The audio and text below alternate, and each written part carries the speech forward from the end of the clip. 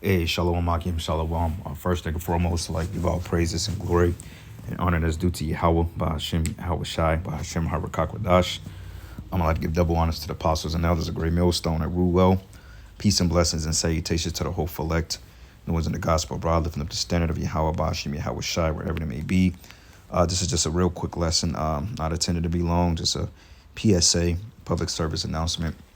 It says Fed's new instant payment system to launch in July. As we know that the end of this pilot program, roughly around the 12th week or so, was March or middle of March, when they tested these pilot programs on the CBDC digital currency, which is pretty much set to bring in a cashless totalitarian system, which is through control. We believe that the CBDC systems will lead into the MOTB, some form of fashion. Somehow they're going to connect and merge within the student technocracy. How they're going to do it exactly, I'm not too sure. We just have to wait and see how the Lord plays this thing out. But good news is, it says breaking the great collapse continues as more banks warn of failure. Because I believe that not the Silicon Valley Bank, but I think it was something I was reading by Dabu 7 that they gave like a 52 billion bailout to the Sicilian or something like that. I believe it's like some type of corporation that deals with the banks. I'm not too savvy on that. I didn't go that thorough into it, but allegedly they bailed or bought out some of these smaller banks. So regardless, they're gonna still fail because the more money they pump into the system, the more is gonna implode within. You know, the more hyperinflation is gonna commence, and then before you know it, you're gonna have a full-fledged crisis. So what they're doing is delaying the inevitable. Because the more money they put into the system, you're just gonna have a harsher collapse. The more money they put into the bubble, the louder it's gonna pop, and that's the whole point. Continue to bail these things out so we can continue to put money in it. So when it does fall, there's no way, or there's without a reason or without a question, that they had to bring in these global systems. Okay. Yeah, it was the Credit Suisse. Salakia, here it is. Yep, Credit Suisse. It's just the latest bank warning of structural collapse as the orchestrated financial slide continues. It says the Biden administration is saying that it is not a bailout, but what would you call them when the government steps in to pay off the deposits? Well, it's more like a buyout. Okay, that's what he's not telling you. But basically, I think they got like 52 billion, which the banks are still going to collapse on top of that because that's not nearly enough to sustain its current level of inflation and less GDP growth, and on top of that, mass inflation. Like they're just asking for it. All right. So it says the U.S. Central Bank will launch its Fed Now instant payment service in July. It says the Federal Reserve said on Wednesday, with certification and testing for early adopters starting the first week of April. Announced in 2019, Fed Now would allow banks to instantly transfer payments across the financial system. Okay, and that's pretty much it on that article there. So they're not really hitting it too much, but the instant payment system, let's look this up real quick. Let's do a little bit of research. Fed instant payments and CBDCs. Fed instant payments and CBDC. See what it says here. See if it gives us anything.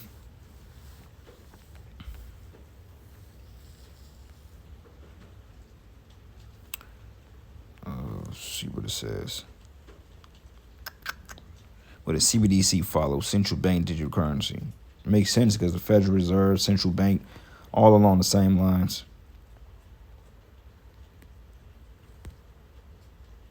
Yep, it says the U.S. Federal Reserve has announced the launch of its Fed Now service in July. The Apex Bank confirmed in a release on Wednesday. Instant payment options have usually followed a CBDC trial in several countries. So more than likely, they're going to issue this CBDC, central bank digital currency. But like I said, we'll see. But just a couple of quick precepts, nothing too deep. Psalms 37:10 says, rest in the Lord and wait patiently for him. Fret not thyself because of him who prospered in his way, because of the men who bring it wicked devices to pass. And that's exactly what this is, a wicked device. Okay, it's a wicked device that's set up by the elites to bring in an ultimate form of control. And ultimately to brand their goyim, which is another way of saying cattle, into basically being the perpetual slaves in the New World Order. Okay, mainly you Israelites, because this is a way for him to take off the patent that the Most High has on our people. Once he engrafts you with that micro C hip, the Most High no longer really owns you. I mean, he owns you, but the Lord is basically giving you up. Like, well, shit, I ain't patting you here. You belong to him, and therefore he's going to destroy you. Because when you get that in your hand, the Most High is not going to recognize you, man. You know, he's not going to recognize you as an Israel. I mean, I say it this way. You're not going to be recognized as the Lord's people because you pledge your allegiance into a wicked power, so to speak. So when the chariots come and picks up the elect and they see that you got the Marco C hip, then you're going to be slated for destruction. You're not going to get you're not going to get on a chariot. Okay. Job 5:12. Matter of fact, it started at 11, not 12.